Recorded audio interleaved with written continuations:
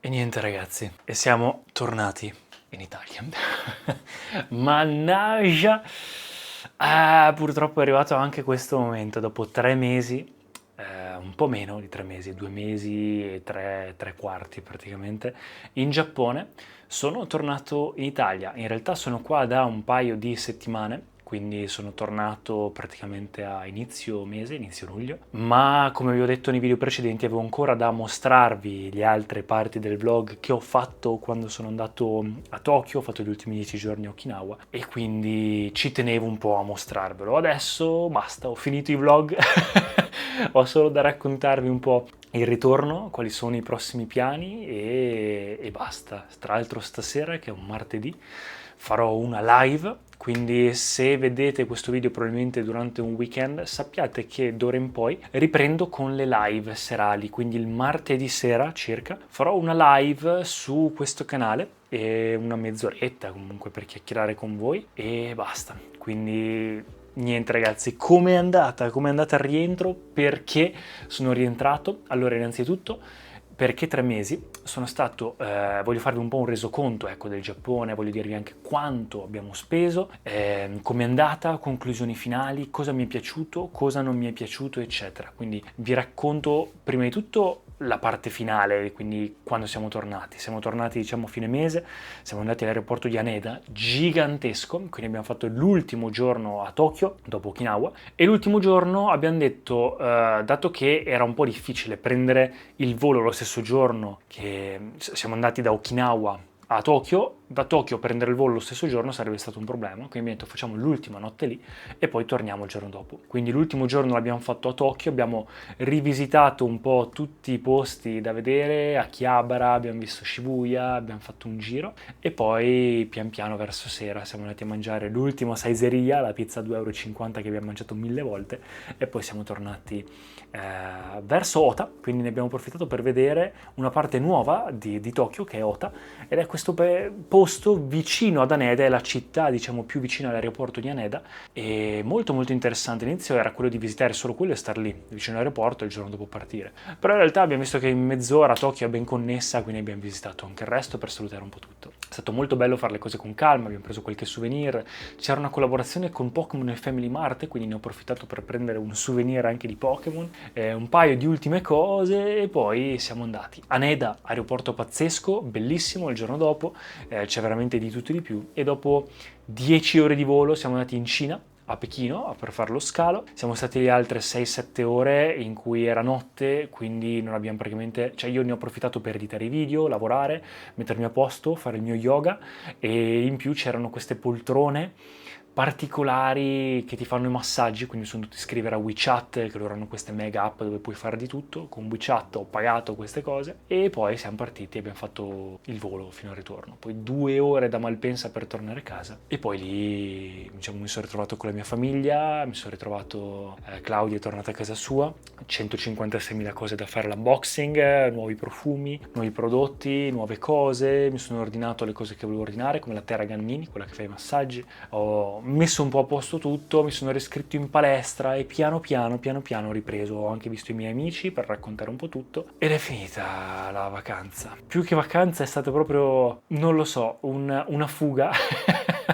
e avevo un po' paura perché dico, ma non è che è tipo questa voglia di scappare è un po' per mancare alle mie responsabilità e invece poi pensandoci no, non è voglia di scappare, è semplicemente che sono stufo di stare qua, tant'è che come vi dicevo pensavo che quando ero in Giappone pensavo, sai cosa, mi mancherà un po' cioè mi manca un po' il tornare a casa, il fare le cose con calma, la pizza, i miei genitori, cioè mi mancano un po' di cose, no? Quindi pensavo di avere la sensazione quando torno di, oh, finalmente, bello il viaggiare, però bello anche riposare, no? E invece sono tornato e l'unica sensazione che ho avuto è stata di leggere un capitolo di un libro già letto. Proprio sensazione di tristezza, un po' depressione, un po' veramente triste. Questa frenata di colpo, di ritmo, niente, nessuna cosa da vedere, sempre le solite cose. Sembra veramente come se questi 3 mesi fossero stati un po' un sogno, una bolla, ed è finito così. Quindi sto già pianificando dove andare perché sono già stufo,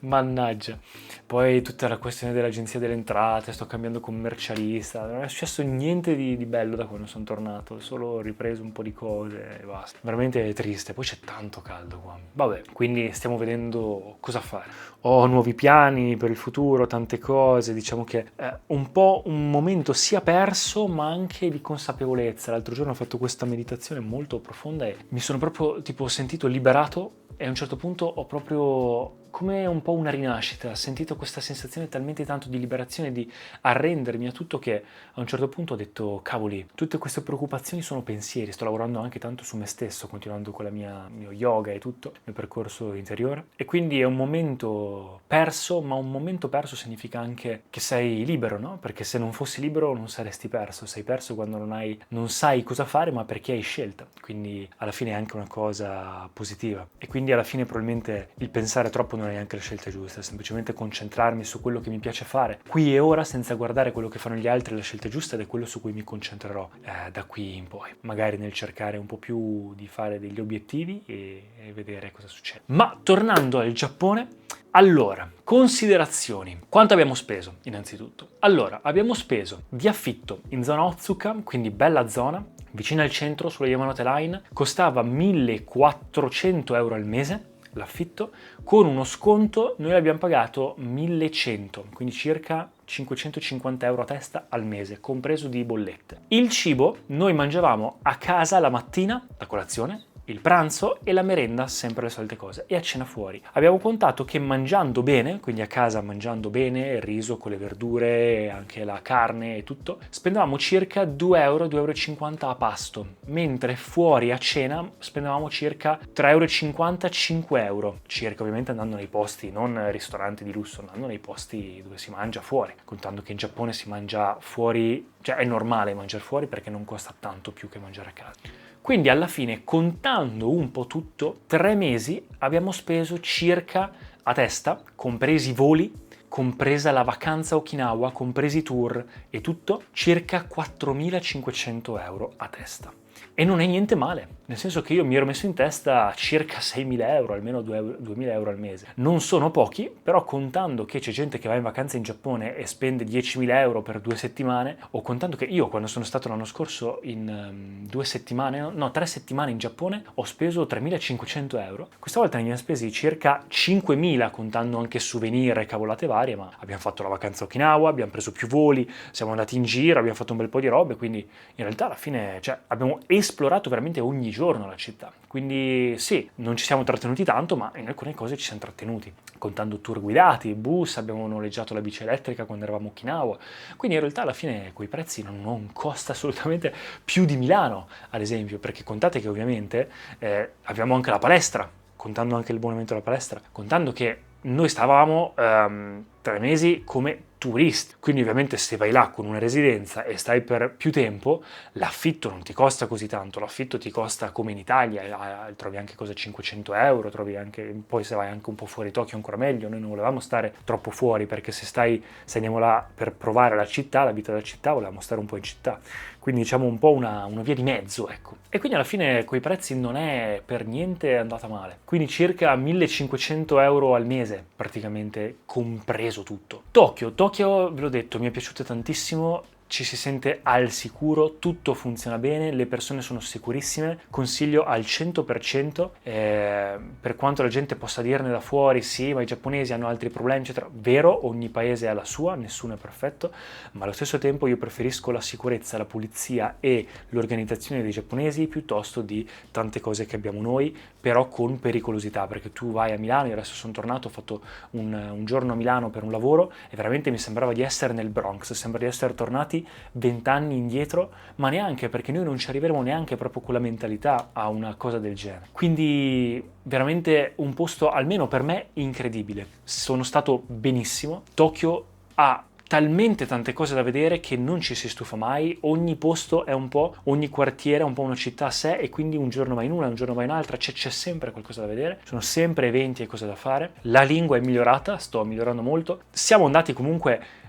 cercando la vita da local, ma allo stesso tempo anche imparando dove fare spese e tutto, ma allo stesso tempo anche un po' da turisti, quindi eravamo un po' una via di mezzo, per cui alcune cose non potevamo farle, altre avevamo ancora della lista di cose che volevamo vedere e quindi non siamo usciti troppo con altre persone, purtroppo, ma abbiamo dedicato il tempo a esplorare, quindi magari se torneremo in futuro saremo ancora più da local. Quindi diciamo varie cose, perché sì, 3 mesi sono tanti, mi fidatevi che hai comunque questa cosa in testa che pian piano il tempo passa e quindi vuoi fare cose e non perdere tempo. Okinawa mi è piaciuta tantissimo, non me l'aspettavo, un po' più cara di quanto pensassi, però uno dei mari più belli che abbia mai visto, è molto naturale, molto divertente, si può esplorare, una vita tranquilla. Non l'ho esplorata tutta,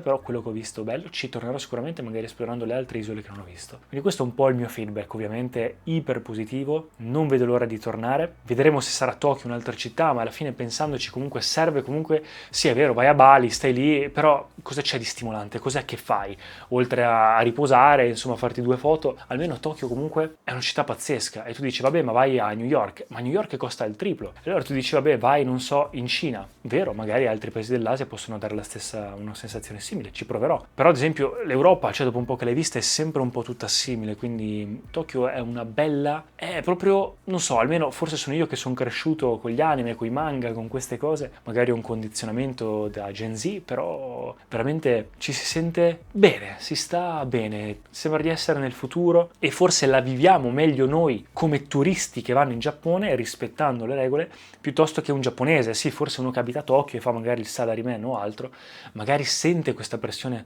sociale. Noi abbiamo un po' questa gaijin-kado, no? Questo essere stranieri che quindi a volte ci salva da alcune